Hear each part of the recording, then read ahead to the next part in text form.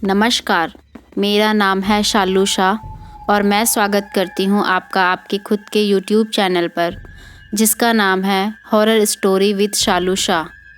तो इस कहानी का नाम है नए घर में टोटका।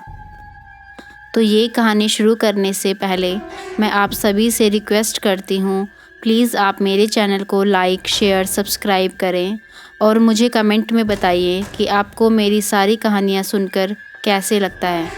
टोटका।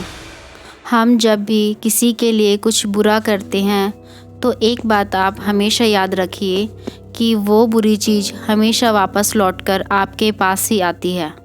यह कहानी दिल्ली शहर में रहने वाले घनश्याम जी की है, जो एक सरकारी कर्मचारी हैं। वो अपने 3 बच्चों और अपनी धर्मपत्नी के साथ अपने नए घर में रहने आते हैं। घनश्याम जी ने अपने जीवन में बहुत ही उतार चढ़ाव देखे थे। उन्होंने अपने जीवन में काफ़ी कठिनाइयों को देखने के बाद अपना खुद का मकान बनाया था। अपने नए घर में रहने से पहले, जैसे कि हमारे हिंदू धर्म के अनुसार माना जाता है कि जब हम कोई भी नया घर लेते हैं तो उसमें पूजा करवाना बहुत ही ज़रूरी माना जाता है। तो उन्होंने घर में रहने से पहले अपने घर पर एक पूजा का आयोजन करवाया, जिसमें उन्होंने अपने आसपास के सभी पड़ोसी रिश्तेदारों को बुलाया। पड़ोस के सभी घरों को न्योता देने के बाद आखिर का एक घर बचा था। तब घनश्याम जी की पत्नी ने अपनी बड़ी बेटी कीर्ति से कहा, चलो कीर्ति, यहाँ पर भी बोलते हुए चलते हैं। कीर्ति ने कहा, चलो माँ, चलते हैं। घनश्याम जी की पत्नी ने बाहर से उनका गेट खटखटाया। तब वहाँ से एक महिला बाहर निकलती है, जिसके माथे पर काले रंग की बड़ी सी बिंदी लगी हुई है और बाल बिखरे हुए हैं। काले रंग की साड़ी पहनी हुई है। घनश्याम जी की पत्नी को उस औरत को देखने के बाद थोड़ा अजीब सा लगा और वो बोली, नमस्ते जी, हमने यहाँ पर नया घर लिया है, आपको इसके आयोजन में ज़रूर आना है। हाँ जी हाँ, क्यों नहीं, हम ज़रूर आएंगे। घनश्याम जी की पत्नी को यह अंदाज़ा बिल्कुल भी नहीं था कि वो अपने लिए कितनी बड़ी मुसीबतों का बुलावा देकर आई हैं। और अगले दिन घनश्याम जी के घर पर पूजा का आयोजन था। वहाँ पर सभी रिश्तेदार, आस पड़ोस के सभी लोग शामिल थे। पूजा समाप्त होने पर थी, तब वह महिला उनके घर पर प्रवेश करती है और अंदर आती है।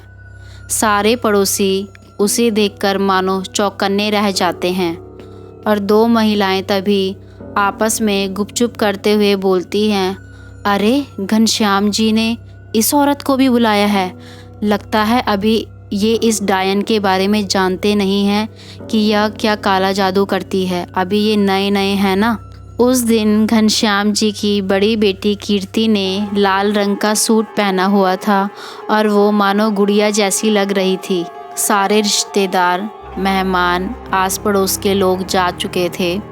तब घनश्याम जी की पत्नी ने बोला, अरे बच्चों, अब सारे अपने नए कपड़े उतारो और घर के सामान की सेटिंग करने में लगो। सारा सामान बिखरा पड़ा है। तब कीर्ति की माँ की नज़र उसके सूट पर गई और उन्होंने बोला, अरे कीर्ति, तूने ये अपना नया सूट कहाँ फाड़ दिया? तब कीर्ति ने अपने सूट की तरफ देखा तो वो बोली, मम्मी, मैं तो कहीं भी नहीं गई, आपको तो पता ही है, आज सारा दिन मैं घर पर ही थी। तब कीर्ति की माँ बोलती है, तो फिर तू ये सूट कहाँ से फाड़ कर लेकर आई है? उस कपड़े को देखकर मानो ऐसा लग रहा था कि उसका आधा हिस्सा किसी ने कैंची से काटा हो। यहाँ से उस औरत का घनश्याम जी के परिवार पर काला जादू टोटका करना शुरू हो जाता है। घर का सारा सामान सेट करने के बाद खाना खाकर सभी बच्चे और घनश्याम जी और उनकी पत्नी सो गए। रात को जब कीर्ति सो रही थी तो उसे मानो ऐसा अनुभव हो रहा था कि उसके सारे शरीर पर कुछ रेंग रहा है। वो बार बार अपने सारे शरीर पर हाथ फेरती और फिर सो जाती। और उसी समय कीर्ति को अचानक से एकदम गंदी सी बदबू आना शुरू हो गई, मानो जैसे कुछ सड़ रहा हो। अगली सुबह जब कीर्ति की माँ उठती हैं तो वह सबसे पहले बाहर आंगन की तरफ साफ सफाई करने जाती हैं। तब उन्होंने बाहर जाकर देखा कि कुछ लोग उनके घर की तरफ देखकर कुछ इशारे कर रहे हैं और लगातार उनके घर की तरफ देखे जा रहे हैं। तब उन्होंने थोड़ा सा आगे आकर देखा तो वह एकदम चौंक कर पीछे हट गई। उन्होंने देखा कि उनके घर के बाहर किसी ने कील से मुर्गे का पंजा लटकाया हुआ है और उससे खून टपक रहा है और उनके घर के ऊपर काफ़ी सारे कौवे मंडराने लगते हैं। तब उनके पति ने फटाफट से झाड़ू लाकर और जो उनके बाहर मुर्गे का पंजा लटका हुआ था उसे झाड़ू से फेंक दिया। जैसे कि ऐसे काले जादू टोटके जो किए जाते हैं, इन पर ना तो हाथ लगाया जाता है ना ही इन्हें छुआ जाता है, इन्हें झाड़ू से ही फेंका जाता है। अब दोनों पति पत्नी अंदर आए और दोनों बहुत ही परेशान थे। बच्चे भी देख रहे थे कि यह हमारे घर पर क्या हो रहा है। तब घनश्याम जी की पत्नी बोलती हैं, सुनिए, हम तो अभी यहाँ पर नए नए आए हैं, हम तो किसी को जानते भी नहीं हैं, हमारे साथ यह सब क्या हो रहा है, यह सब कौन कर रहा है। तब घनश्याम जी बोलते हैं, कोई बात नहीं, तुम चिंता मत करो, मैं देखता हूँ। और इतना कहने पर घनश्याम जी अपना तैयार होकर दफ्तर के लिए चले जाते हैं। दफ्तर में जाकर घनश्याम जी बहुत ही चिंतित और उदास बैठे हुए थे।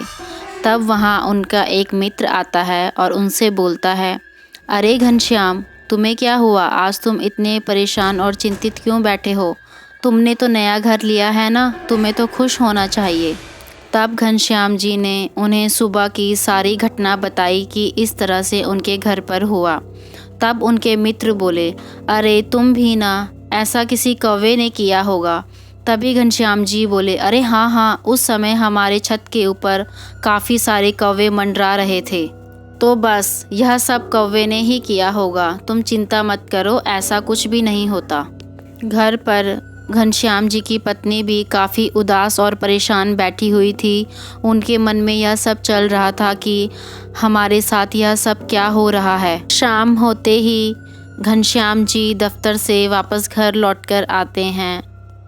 आने के बाद उनकी पत्नी उन्हें पानी देती है, चाय देती है। दोनों पति पत्नी सुबह की घटना के बारे में बातें करते हैं और बहुत ही चिंतित होते हैं। तब घनश्याम जी अपनी पत्नी से बोलते हैं, मैंने आज अपने दफ्तर में एक मित्र से बात की, उन्होंने ऐसा बोला कुछ नहीं होता, ऐसा काला जादू टोटका कुछ नहीं होता, तुम बेकार ही बेफिजूल ही चिंता कर रही हो। तब घनश्याम जी की पत्नी बोलती है, आप ऐसी बातों को नज़रअंदाज मत कीजिए, ऐसा कुछ होता है। तभी उनकी नज़र अपनी बड़ी बेटी कीर्ति पर पड़ती है तो उन्हें ऐसा अनुभव होता है कि उसकी तबीयत कुछ ठीक नहीं है। घनश्याम जी अपनी बेटी को पास बुलाकर कहते हैं, कीर्ति, क्या हुआ बेटा, आज तुम्हारी तबीयत ठीक नहीं लग रही है। तो कीर्ति ने ध्यान न देते हुए अपने पापा से कहा, कुछ नहीं पापा, नए घर में शिफ्ट करने की वजह से थोड़ी थकान हो गई है। रात होते ही सारा परिवार खाना खाकर सो जाता है। जब कीर्ति रात को फिर से सोती है तब उसे रात को ऐसा महसूस होता है कि बार बार उसकी ओढ़ी हुई चादर कोई खींच रहा है। लेकिन गर्मियों का समय था, इसलिए उसे ऐसे लगा कि उसके साथ उसकी छोटी बहन रीमा सो रही थी, तो उसे ऐसा लगा कि रीमा बार बार चादर को फेंक रही है। कीर्ति को फिर से ऐसा अनुभव होना शुरू हो गया मानो उसके सारे शरीर पर कुछ रेंग रहा है और उसे फिर से वही गंदी बदबू आना शुरू हो गई। सारी रात कीर्ति बहुत बेचैन होकर बिताती है, लेकिन वो अपनी माँ को नहीं उठाती कि माँ पहले से ही सुबह की घटना से इतनी परेशान थी, अब माँ को जगाकर और परेशान नहीं करना चाहती। सुबह होते ही कीर्ति तैयार होकर स्कूल के लिए निकलती है। जब कीर्ति घर से बाहर निकलती है तो उनके आंगन के बाहर कुछ कोयले गिरे हुए होते हैं, जिन्हें कीर्ति लांघ कर स्कूल के लिए चली जाती है। कीर्ति अपना लंच बॉक्स घर पर ही भूल जाती है। तब उसकी माँ फटाफट बाहर की तरफ जाती है, कीर्ति कीर्ति आवाज़ लगाते हुए।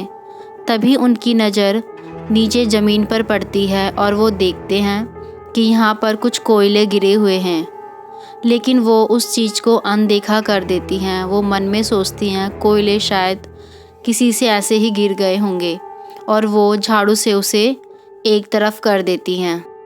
तब गर्मियों का समय था और कीर्ति की स्कूल की छुट्टी लगभग 2 बजे हो जाया करती थी।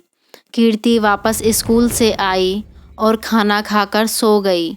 कीर्ति की माँ ने देखा कि बच्ची धूप में इतना थक कर आई है, तो उन्होंने भी उसे नहीं जगाया और सोने दिया। कीर्ति उस शाम को 4 बजे सोकर उठी। जब कीर्ति सोकर उठी तो वह अपनी माँ से बात कर रही थी। तब कीर्ति की माँ ने अचानक से देखा कि कीर्ति का मुंह एक तरफ की ओर जा रहा है, मानो वो मुंह टेढ़ा टेढ़ा कर कर बोल रही थी। तब कीर्ति की माँ ने कीर्ति को डांटते हुए कहा, कीर्ति ये क्या कर रही है? ऐसे मजाक क्यों कर रही है? एक तरफ मुंह टेढ़ा कर कर बोल रही है। तब कीर्ति बोलती है, नहीं माँ, मैं तो सीधा बोल रही हूँ, आपको ऐसे क्यों लग रहा है? 2 दिन से कीर्ति की तबीयत सही नहीं थी, तो उस दिन कीर्ति ने अपनी माँ से बोला, माँ मुझे कुछ ठीक नहीं लग रहा है, आप मुझे रात के खाने में खिचड़ी बना दो। तो कीर्ति के माँ ने बोला, ठीक है, तू आराम कर ले, मैं तुझे खिचड़ी बनाकर दे दूँगी। जब कीर्ति ने खिचड़ी खाई तो उसके बाद वह सो गई। रात को 11:30 बजे कीर्ति उठी। तब कीर्ति के हाथ पैर मुड़ना शुरू हो चुके थे और वो मानो बिस्तर पर लेटे लेटे तड़प रही थी।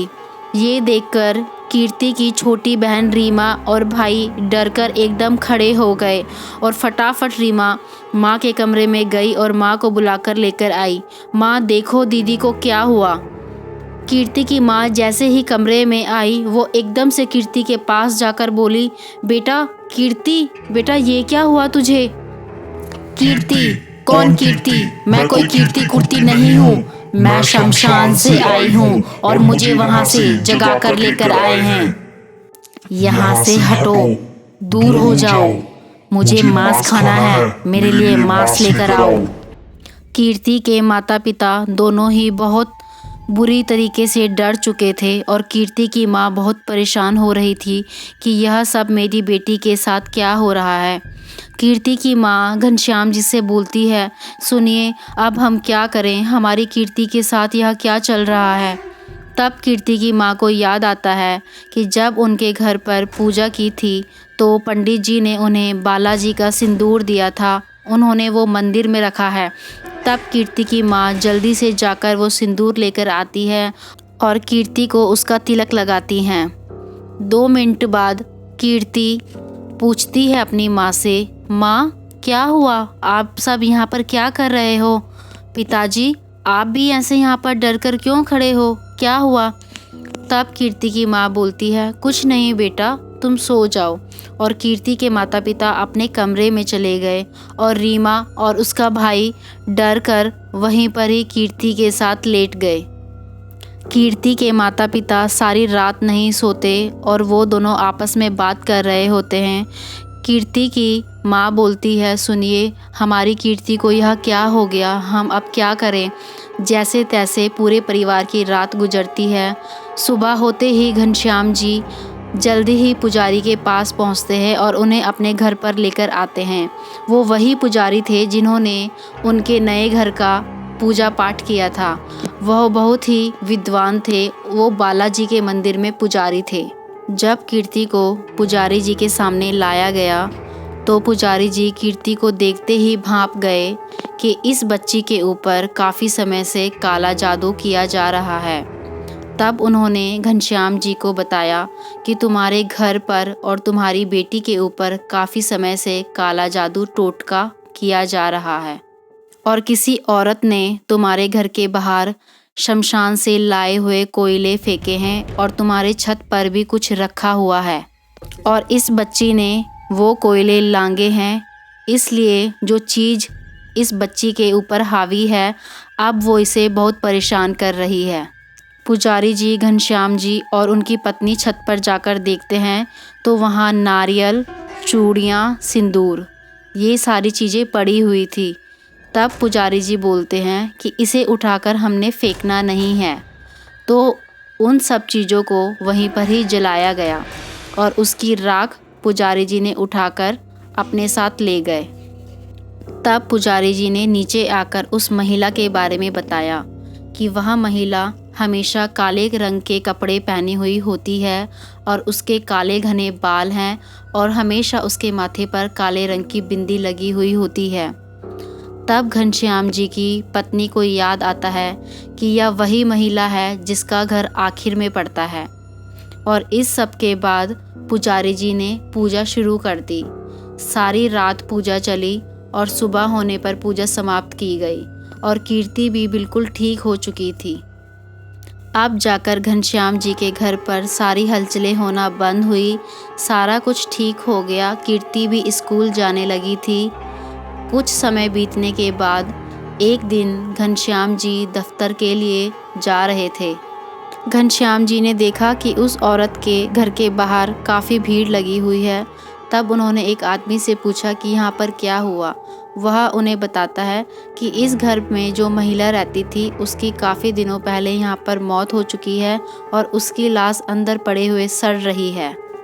तो जो टोटका काले जादू वो औरत दूसरों के लिए करती थी वही उसके पास वापस लौट कर आए और उसकी मृत्यु हो गई। तो चलिए कहानी को यहीं पर ही समाप्त करते हैं। आपको मेरी कहानी कैसी लगी मुझे कमेंट में ज़रूर बताइएगा। धन्यवाद। राधे राधे। जय श्री श्याम।